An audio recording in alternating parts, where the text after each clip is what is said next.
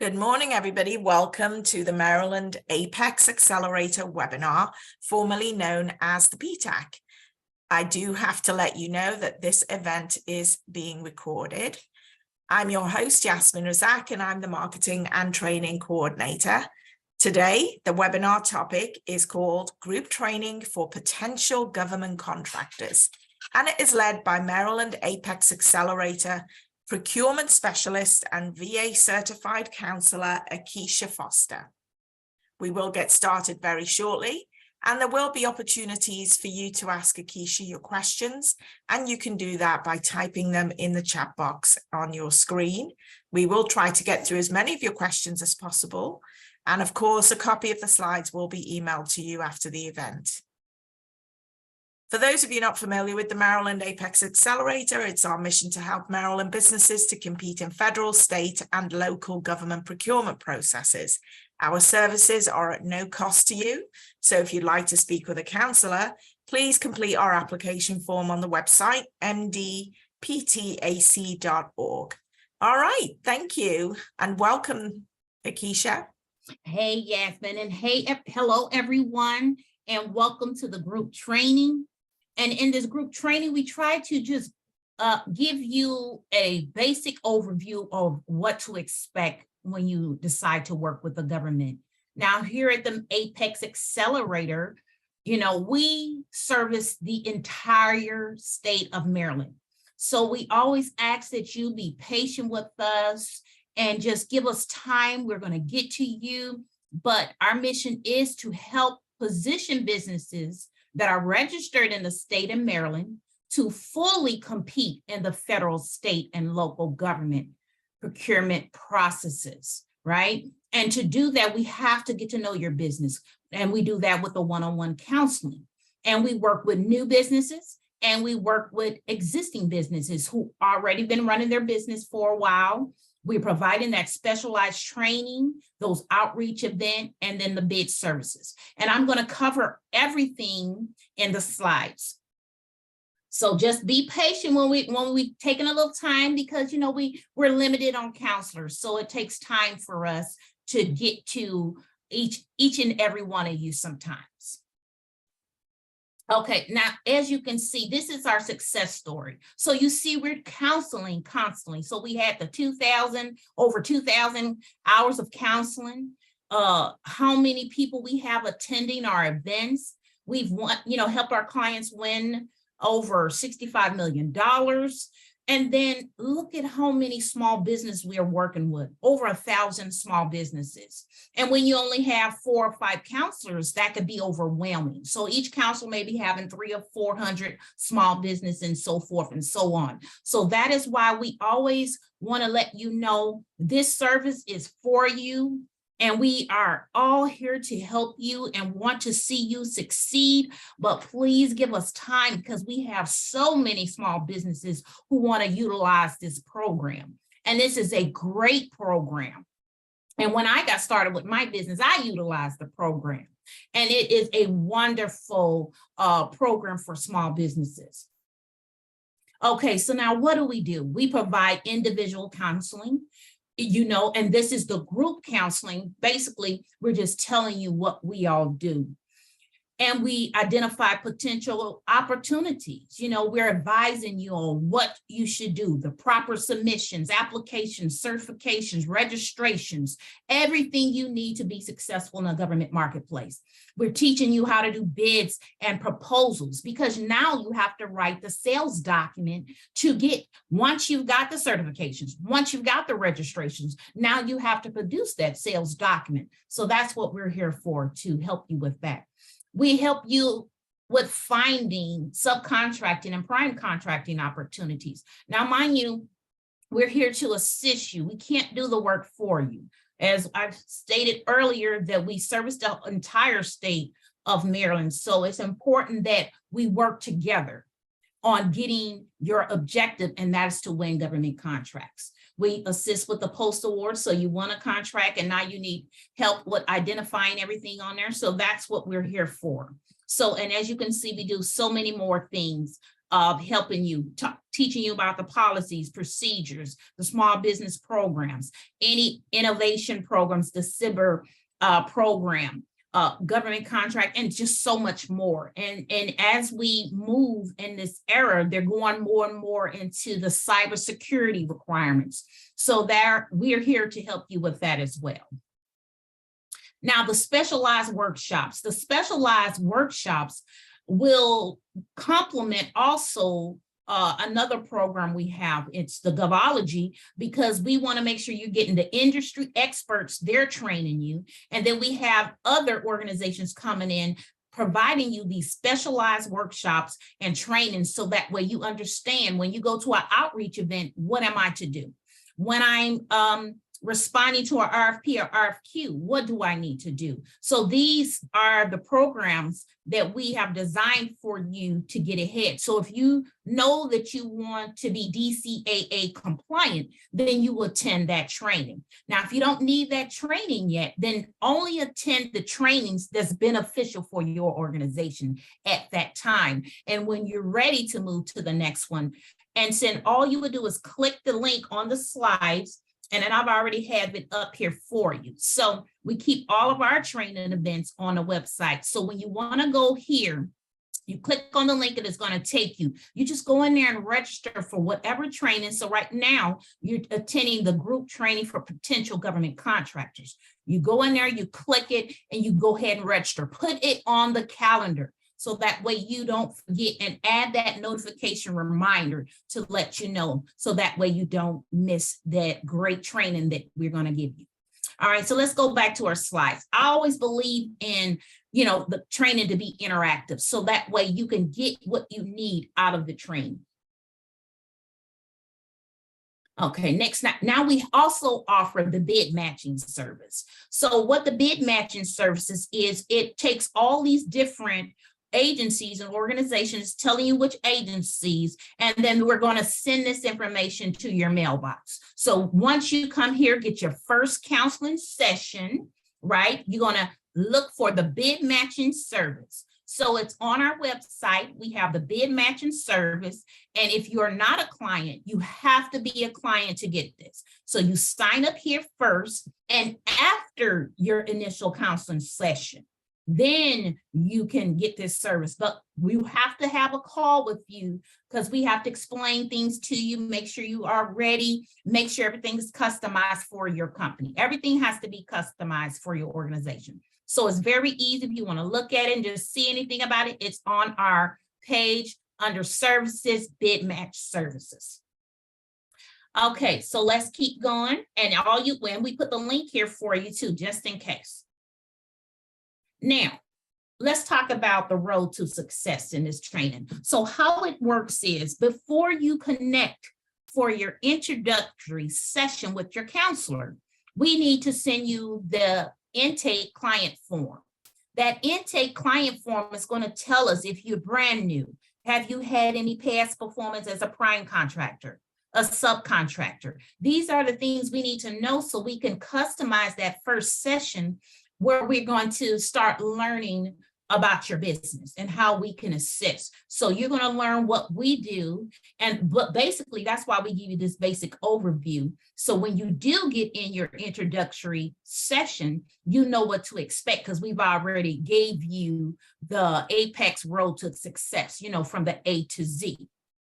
So once we've done that, sent you that back, you've gave us all the information that we need, then you will receive a scheduling page. That scheduling page will let you schedule your session and decide, what time is a good time for you or something like that. But each counselor does it different. So just be patient and wait for your counselor to, once you've sent them the information they need, and then they'll send you however they plan on connecting. So now that we've connected, let's talk about evaluating. So the reason why we're giving you this training is to prepare you what you're about to go through. So we're going to evaluate you. So then that one is, we're going to see. This is where I always tell them to go. Frequently asked questions. Where do I start? Because we always want to know, where do I start? So we put out another video for you This was previously while we were the Maryland PTAC, but we're updating everything, and we're now the APEX Accelerator, still providing the same service, still doing a few things may have changed, but we want to keep everything current and update. So you click on the checklist, you're going to be prompted to go to this checklist, and we keep it updated. We try to update it the first of every year, so that way you have the most current, concise information, so you know what is going to happen. So answer these questions before your first counseling session. Now, sometimes you will get this first and you won't get the initial counseling session, or sometimes you'll get this first and the client intake form will come after that. So we have two different forms. So not to be confused. And sometimes, when I'm telling you all about it, it kind of confuses you. So that's why I wanted to make sure you understand those are two different forms. But this is the basic form before you become a client. This is to let you know if you're ready to become a client. Do you have a solid business plan created? And so if you don't, I recommend that you stop right here. You already know you don't have a solid business plan. Contact the Small Business Development Center.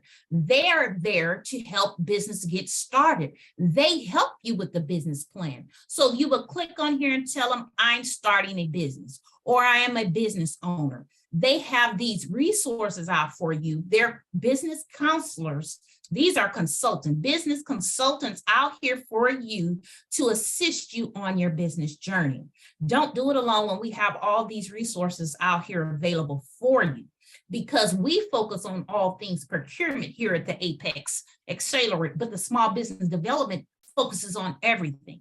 They're helping you with financing, teaching you how to get financing. Now, they don't help you with it. They teach you how to get it. So going here, reviewing all this information and seeing what they can do for you. So say you're not in the state of Maryland, then you want to find out your state's Small Business Development Center, and they are our sister organization. So they're located everywhere as well. And you can see the different jurisdictions for the state of Maryland. So I recommend, if you know you do not have a stock, because this is a foundation of your business. You've taken the time to put together a plan, and then we can use that when you come to the session to build your marketing plan.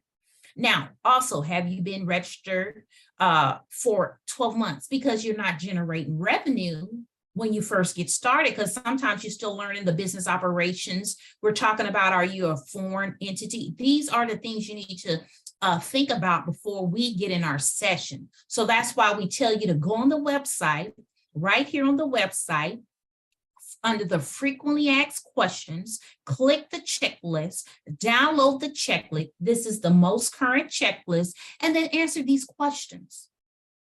And this will help you too when you get in your session and you've received the client intake form, that you know what to expect, and then you can hit the ground running. So that's all I want to make sure you understand, the importance of hitting the ground running, answering the questions, and then we know, okay, we need to work on the capability statement. Okay, you need a website. Okay, you want to get your certifications. It really gives us a good assessment of your current state, so we can get you to the targeted state of winning government contracts. So that's all for that. Let's get back to the PowerPoint. So then we've evaluated. Now we're going to use all that information that you gave us to strategize. Now we're going to come up with a plan for you.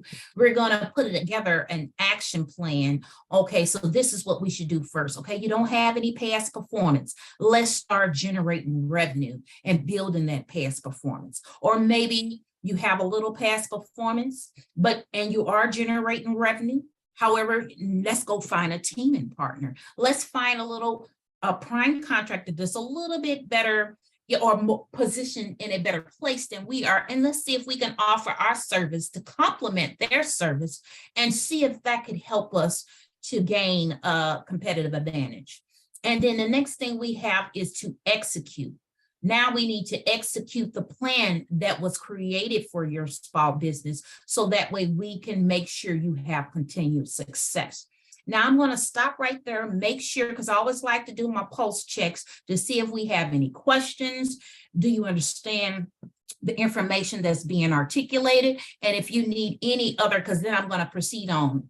Yasmin, we have any questions? Thanks, Akeisha. And I'd like to just welcome everybody who joined us since we started, and to let you know this is being recorded and that you can type out your questions for Akeisha in the chat box. I've had a couple of questions regarding where people can receive counseling. You can attend any training that we offer, but you can only receive counseling from your local PTAC, and I posted the link in the chat box where you can find your, I'm sorry, I keep saying PTAC.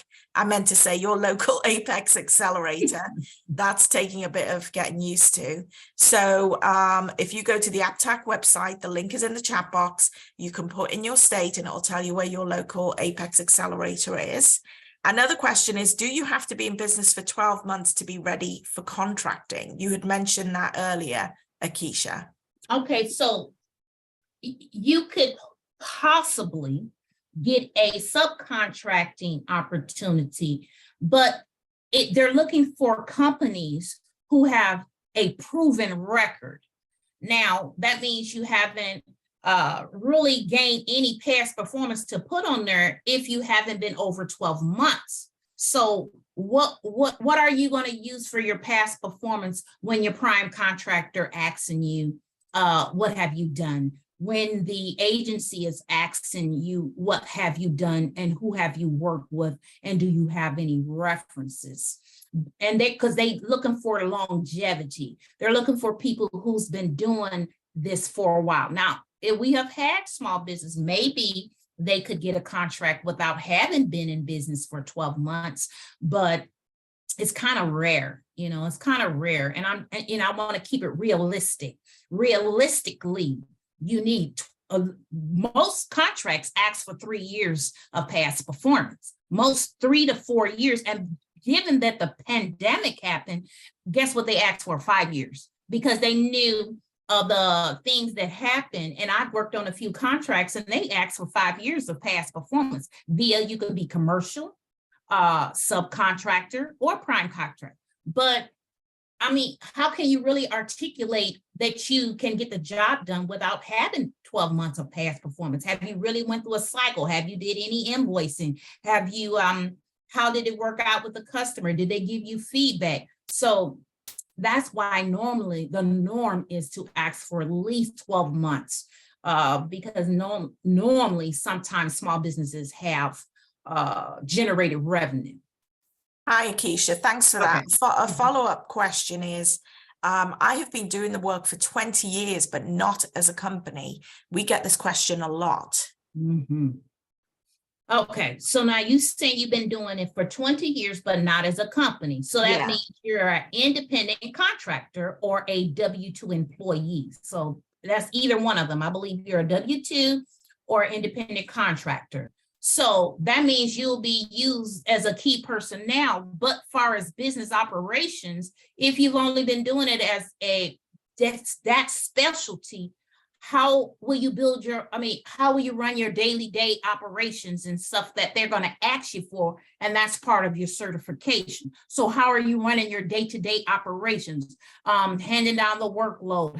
So it's a slippery slope, with that. When you've been doing it for 20 years, you can use it as a key personnel. Yes, give me that.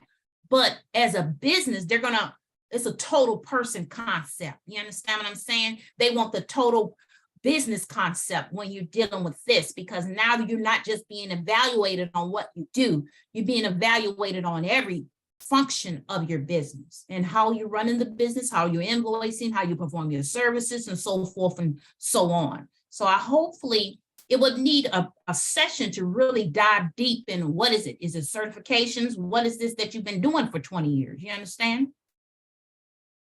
Okay, thank you. Okay. So if we don't have any more questions, yes, ma'am, I'm gonna proceed on. Okay, thank you.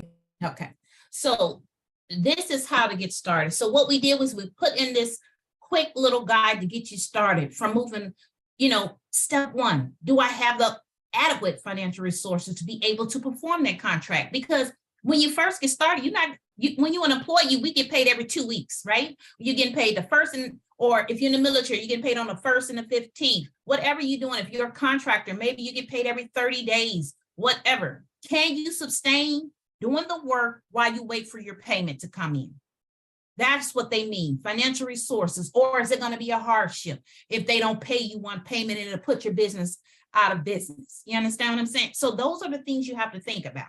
Can you, the performance or delivery as at the scheduled time, or are you going to be calling, asking for delay? Oh, I can't get that product to you because my contractor didn't get the product to me. But then you're a business, so now they're asking you, where's your primary, your alternate? You only have one vendor who provides this product or service. So these are the things you're going to have to think about. And then they're going to give you a report card. They're going to be wanting to look at, that's the C part, that's that contract performance assessment report. When you're a prime contractor, you're going to get a report card on how you do business with the government. They're going to keep track of that. So if you don't do so good, that's going to reflect on your performance record. Let me go back. And then they want to know, how are you keeping up with your business ethics, your organization experience, account, and the list goes on. So that's why we gave you how to get started. We've given you all the information to just take your time, look through it, get your slides, write notes. Okay, let me find out if I got this. Let me find out if I got that. And you just answer each one at a time. And that way, when you get in your session, you hit the ground running. Okay, so now this is continuation on how to get started. So next when you're going to provide that product and service to the federal government, that's called an ACE code. That's your industry code saying I'm doing IT services, or I'm doing management consulting services, or I'm doing janitorial services. There are codes out there for you to be able to. And I would have loved to go to all of the websites and pull everything up for you, but I'm limited on time. So I wanted to make sure all the links get in here and just show you. Click on those links, go to each one of them, identify what it is. And we put them in there for you, the product service code. So like I said, the next code is the industry. The product service code is, what am I going to do? Is that the janitorial services? Is that I'm doing acquisition management? There are codes in there for everything we do. If you're selling a laptop, if you're selling this, if you're doing that, there's the code to it, because each contracting officer will put that code to whatever it is. So that way you can know what it is. What are we selling? And if you're dealing with the state, they call them, if you go into the Maryland marketplace, it's called a commodities code. So to do business with the government, first, like I said, you got to identify your codes. Then you're going to register. So federal is sam.gov. You're going to register in there. That's to do business. But if you're going to do business with the state, you're going to register with EMA. And that's going to be the commodity codes. So that is key to you getting started. And then they have help resources on their websites. You go to those websites, they have the getting started guides, the user guides. They even have videos now. I've seen sam.gov because we've had so many issues with the conversion over to the new sam.gov, they have even started doing a YouTube channel and videos. So there is a multitude of resources out there. And Emma does the same. So that YouTube, so don't let anyone stop you from your goal of becoming a government contractor. You just got to utilize the resources out there for you to give you that advantage that you need. Now, the tips. So what we always recommend when you're building your relationship with these organizations, you got to get to know your customer. If your customer doesn't, say your customer is DISA, Defense Information Systems Agency, and all they're looking for is IT services, but you're offering them some other services that is not what they're looking for, then they're not going to receive you as well. And you're sending your capability, you're sending all these resources out to these agencies and they're not responding, because you have to know what that agency is buying. And you definitely need to understand their mission, their vision, and then to make sure your mission and your vision aligns with that. Don't try to sell it everyone, narrow it down, learn how to sell to that agency, and then keep rinse and repeat, because now you have developed a good system. You know it works. You've tried it, you tested, you know that it can be done, and then you just keep repeating it with the next agency and so forth and so forth. And you just building that communication plan of how you're going to do business with that agency. And then you're going to continue to, it's a living document. So you're going to continue to just build on it. And then looking at those agencies' procurement forecasts. And it's such a wealth of information on there. And I meant to open that one up. Let me see if it's going to work, because I tried to open up these things before we get in the session, because sometimes it'll lock up the computer, and I never want that to happen when I'm giving a live training. So that's why I just want you to go to the procurement forecast and say you were looking for the agency DISA, and see what they offer and see what things they're forecasting that they're going to purchase. And that way, you know, well, no, they're not a good fit. Now, one thing that I do know is attending those industry days gives you a lot of intel on that organization. And those networking events are key, because now you get to see who the people are. Write that name down. So that way you'll know, okay, this is, so like me, I'm attending the Maryland APEX Accelerator. I apologize. We're going to get used to that new name. And you attended the event. Okay, Keisha was one of the procurement counselors. So you'll know who's at that organization. Maybe you can reach out to them and ask them to make an introduction with an agency, if that is the agency that you're after. So, because each agency have different rules, requirements, everything. So that's why it's important to go to those networking events and those industry days that you are interested in working with, because you may go there and see, oh, they don't have any more opportunities coming up for this year. So then we know we're going to move that to the bottom of our target market list that we're building of agencies we want to work with. So knowing who's who lets you know what to do next. And so say you went to the industry day at DISA and you learned that, hey, they only work with prime contractors, seasoned contractors. So then we know we're going to move that one to the bottom of the list, because we are a subcontractor, brand new, getting started with the government contracting. So don't beat your head up against the wall working with an agency that doesn't want to work with you. There's so many of them out there will work with new businesses, but this is an established organization who has established, that schedule. So they are already pre-vetted their vendors, prime contractors. So they will tell you, hey, go look for a subcontracting opportunity, prove yourself working for that prime contractor. And then you have experience with DISA working as a subcontractor. So then that will make you more competitive when you decide, okay, I'm ready to become a prime contractor now. So that's just different things that you're going to need to learn about government contracting. And then the capability statement, definitely capability statement is very important. That is this is what I do. So I'm a management consulting. So when they look at my capability statement, they're going to see all my services, who I've worked with. It's your marketing brochure. It's telling them everything about your company and your organization. That's what your capability statement. We provide training on capability statements. And then the capability brief is basically the same thing. It's just your PowerPoint presentation. And it's like your pitch to that organization that you're looking to work with. Yasmin, do we have any other questions before I proceed on? No, I've just posted some links from our website that have downloads and resources to do with procurement forecasts that you may find helpful. Thank you. Okay. Now, the government buyers and primes, they're looking for, because what it is they're looking for people that they could depend on. You say that you can provide this service. Now my name's on the line. We've put this teaming agreement together. We said that we were going to work together. So now I'm expecting you to perform, because I've built this relationship with this agency as a prime contractor. So they dislike it when you ghost them. You do not respond to their emails. You provide poor quality work, and that's not going to be good for you. And then that way they're not going to work with you. And then most businesses just get disheartened because they're like, well, they will not give me a chance, because it's their reputation is on the line. They want people that's going to prove themselves. They have to prove themselves, and they want you to understand the importance of, okay, you say you can deliver this product, then you're going to deliver this product on time. They want experts that's in the field.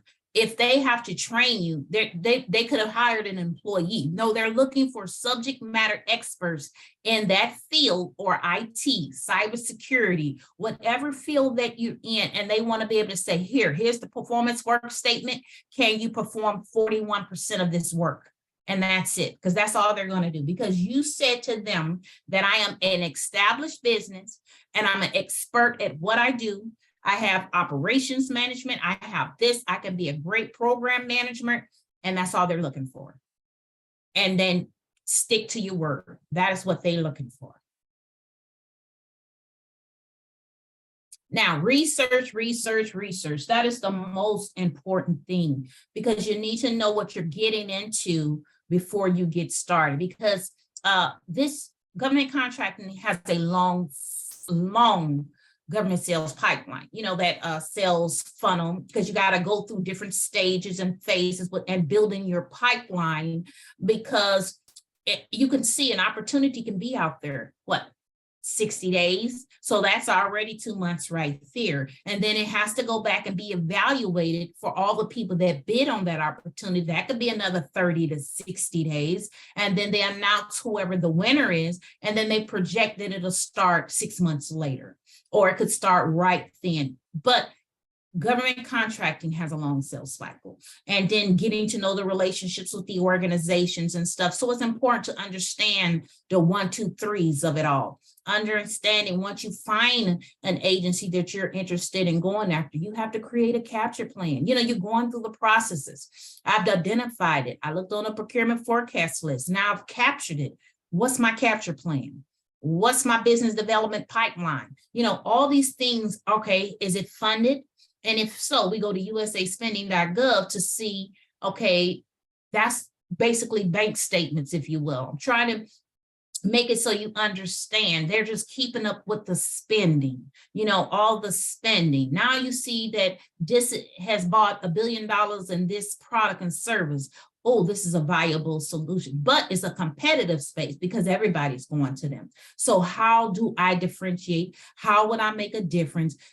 Is it worth me going after this? Will I get frustrated? Will I give up? See, these are the questions you're going to have to ask yourself when you go in here looking at the prime awarding agencies, the sub-agencies, who's winning the contracts. Can you be competitive against the Lockheed Martins and the different things? Or do I need to go down a little bit further and find an organization that I know I could fit with? And it won't be so taxing on my organization. And am I building my business full-time or part-time? Those things make a difference.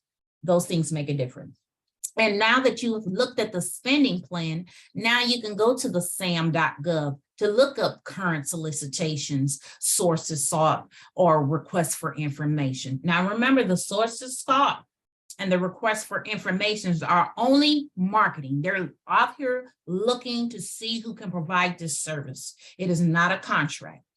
Only the contract, when it's a solicitation and it says the RFP or RFQ or something of that nature, then that's a solicitation. But if it's a request for information, they'll let you know this is not a contract. We're just trying to see, is there any woman-owned small businesses out here can do it? Is there any hub zone small business out here can do it? And so forth and so on. They want to know, can they set this aside for one of their small business goals, or do they have to do full and open competition? So that's the difference. So usaspending.gov, because we sometimes mix those up, is only the check, but that's how much money has been spent. Gov is where you're going to look for. The sam.gov is where you're looking for the solicitations and opportunities. And Emma is for the state. So we got sam.gov is for the federal, and Emma is for the state. Maryland Marketplace is for the state. So that's the difference with him. So if you can get these down pat, print that little booklet out, keep your business journal, document where you are, where you left off at, plan all these in your schedule. Because if it gets in your schedule, then it will get done. Okay. And then we helped you with developing all of that on your list. So we told you exactly what to do. Which website to go to and what you're looking for when you go to that website. So we've tried to give you the keys to the resources and development. Now you got to go through each one and walk yourself through. Because see, once you're walking through it, you'll have questions. It's going to generate questions. You're going to see where you're missing. Oh, there's a gap. There's a gap. And then you fill those gaps. And we put it all here for you. So, and then now that you've got all the market reach done, how do you reach them?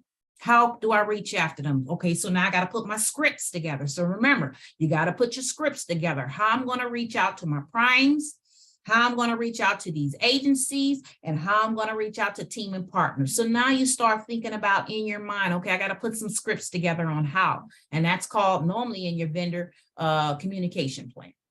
And then who is my competition? You're not the only one going after that contract. So you got to make sure you understand who's in the space, who's all bidding on these opportunities, because you're going to see each other at those pre-bid conferences. You're going to see each other at these events. Can they be a team and partner? Can we work together on this or collaborate? Or are we actually just going to be in competition?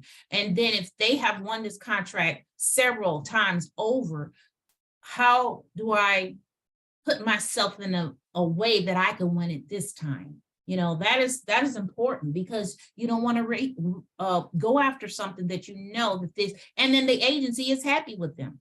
So sometimes they might win it again, especially if they've done the pricing right, they have the past performance, they've met everything on that evaluation criteria. So those are some things you need to think about. These questions will help you not beat yourself up. It's a slow, steady process, but if I'm telling you, if you keep the course and stay the course, you will win. You will be one of our success stories.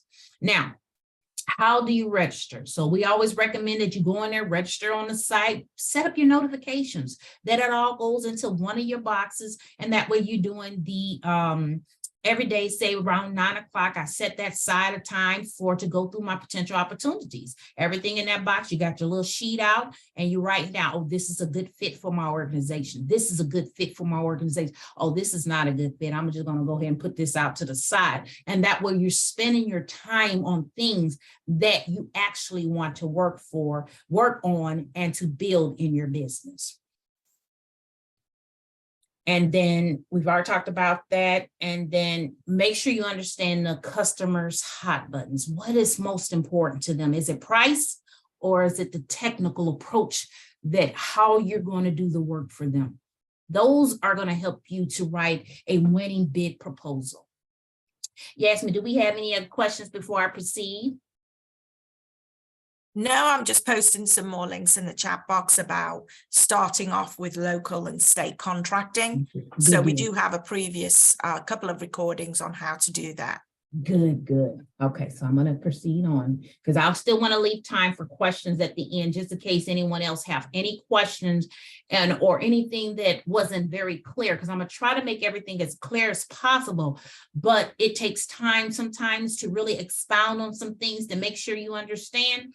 And, you know, this is just the basic overview. Okay, so now watch contract awards. So why? Contracts tend to repeat themselves, right? They're getting the same service, the same time, just like when we're doing, okay, we know every 10 to 20 years, we're going to get a new roof. Every 10 years, we know we're going to get a new water heater or some carpet or vinyl plank or whatever it is that we're going to do. Well, the government agency is the same way. The state, local, they repeat their buys sometimes. And if you offer that service, then you need to be tracking them. See, okay, they're about to expire.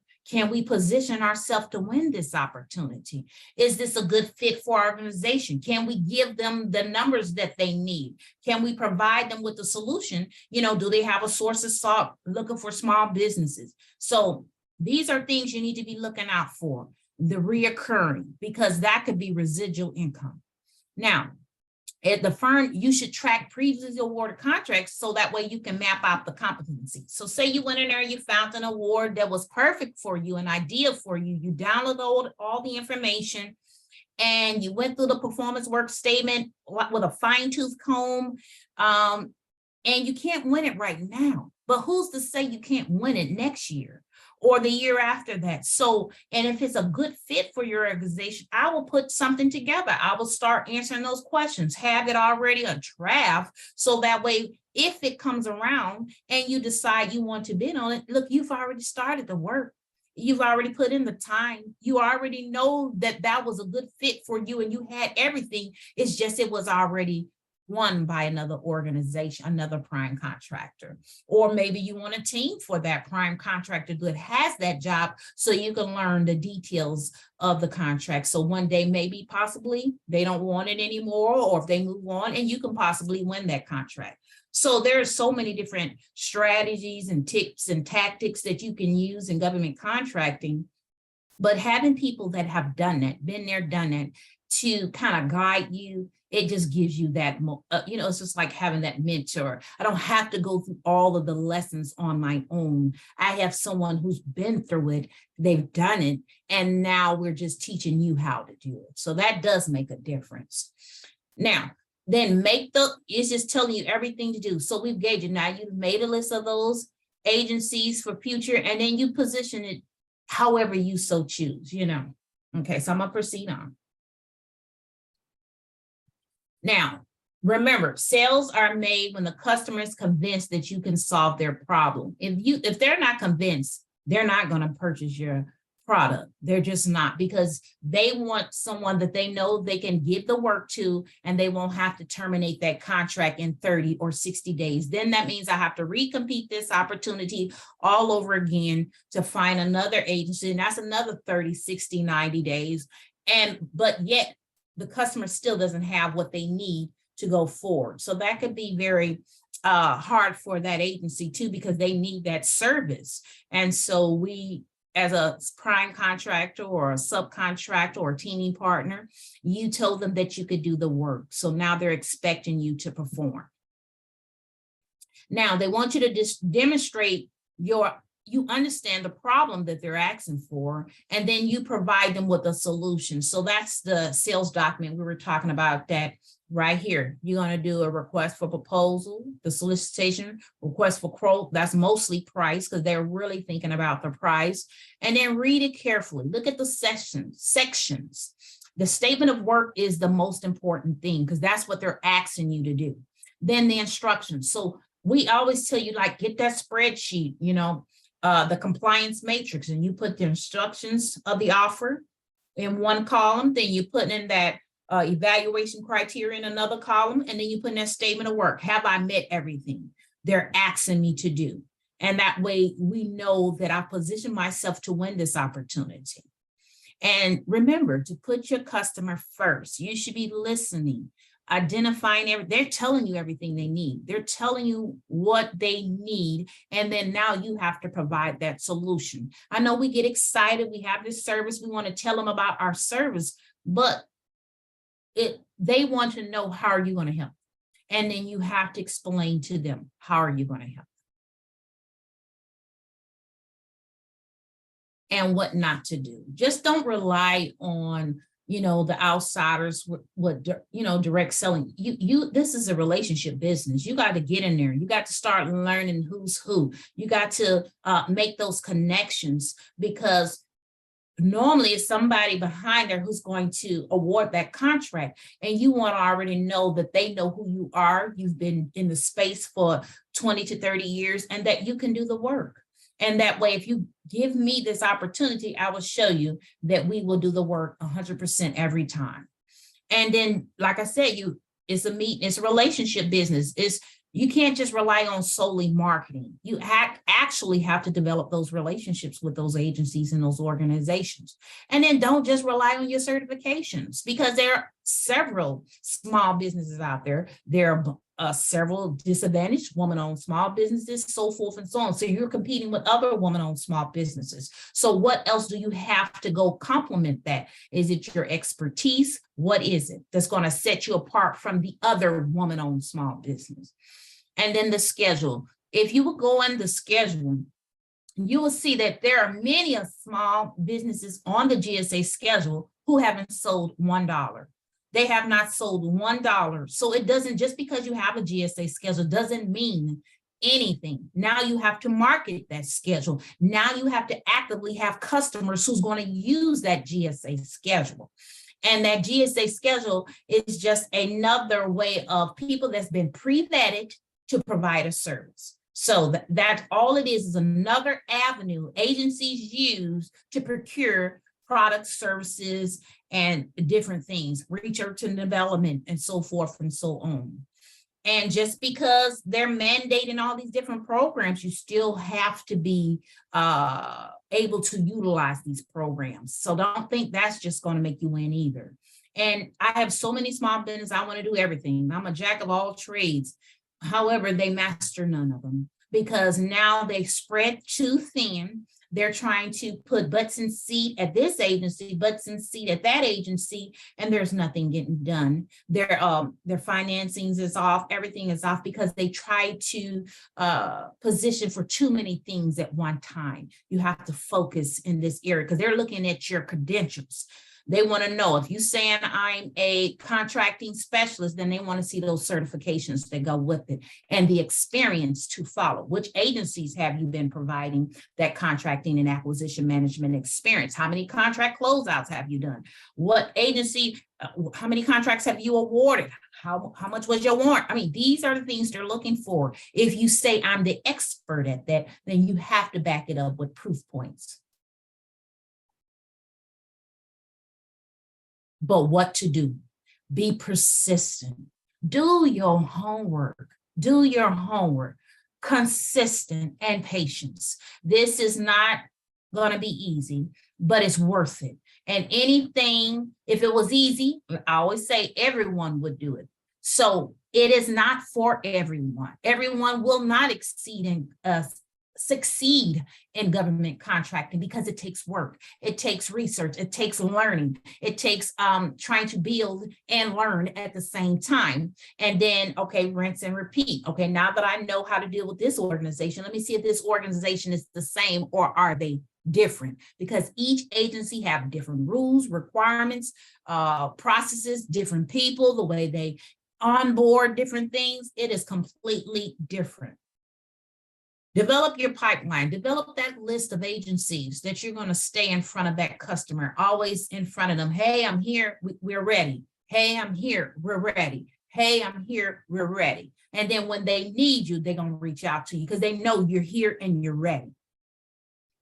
And then don't just utilize email as, because we get bombarded with emails daily, several emails daily. So don't you, because it can get lost in those emails. So you pick up the phone sometimes, use the email. I know COVID has changed so many things and people are not answering those phones, but email, call, leave a message. And maybe sometimes they'll get back, sometimes they won't. But don't let that discourage you. Just keep being persistent, because we never know what they're going through. They may be out of the office. They may have a family emergency. We just never know what is the situation. So try to look at it from both angles, and then learn as much as you can about that customer. Learn as much as, okay, how can I provide them with the support they need, and differentiate myself from my competition so that I am selected for this contract award. And then just continue to listen, and just be patient, because that's what it's going to take in this space. You have to be patient. Okay, as we close, the next steps to receive Maryland APEX Accelerator services. This is your checklist. You got to have a registered business and you have to be in good standing. We provided you with the different videos in here to learn more, an in-depth video about our services. Then you have to have a legitimate website, company domain, business bank account. That is one thing they require, a business bank account. It's too many times we have our businesses who do not even have a business bank account. They have to send the invoice and then checking somewhere, and it needs to be at your business banking account. Then you have to be able to demonstrate past performance through actual work, not what you want to do, but what you have done. Now, if you want to do and pivot in a different area, then you need to go get an opportunity that's going to give you that experience that you need, because you have to demonstrate it. They're not going to take your word for it. They want proven information, because I mean, this is the world we live in. People say they can do stuff, and then we give them the opportunity and then they don't perform. That's just the way it is. And then once you got the product and service really available, read the Small Business Contracting Guide. Oh, it's very good. It has a lot of good information in there, just helping you to be successful in this space. And then you just see just put an application in, and then you just have to be patient with us as we onboard you in the system, because like I said, the whole state of Maryland utilizes this services, and we only have so many counselors. We don't have a lot of counselors. So that's one of our drawbacks for our organization. These are our resources partners. If you're a veteran, we have veteran services for you. If you're not, Woman Business Center, we got the Small Business Development Center that I discussed earlier, and we have SCORE. Those are business mentors from the military too as well. So we have a bunch of resources out there for you that we would love for you to use. Questions? Thank you, Akeisha. That was excellent as usual. Okay, I think we answered a lot of the questions as we were going through, and I've posted a lot of links in the chat box to help you, do a lot of the homework before you speak to your counselor, whether it's exploring local, state contracting opportunities, or just navigating what is eMaryland Marketplace. We have a YouTube video that explains and walks you through that. Somebody said they're having some challenges and they need to speak to their counselor. So I explained how actually their counselor was Arthenia, who is now retired. So that person's going to be assigned a new counselor. So if you haven't spoken to your counselor for a while, please let us know, because we've had a couple of retirements over the last year, and we can assign a new counselor. And obviously, bearing in mind what Akeisha has just explained through this presentation, you should know how to get your ducks in a row. And I will be sending the presentation out shortly, and a link to watch the replay in case you want to watch this back or to share it with any of your colleagues. So yeah, any last minute questions here, please type them out in the chat box. This is your chance to grill Akeisha.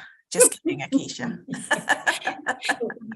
Good, as long as it's not a long one, because it takes time to explain it, and government contracting is definitely a different language, and you definitely have to really take time and sift through it and understand the reasons why certain things are the way it is, because we are responsible for managing taxpayers' dollars. So the bureaucracy and those different things that we have to meet to make sure that we're good stewards of the government finances. So that is definitely important.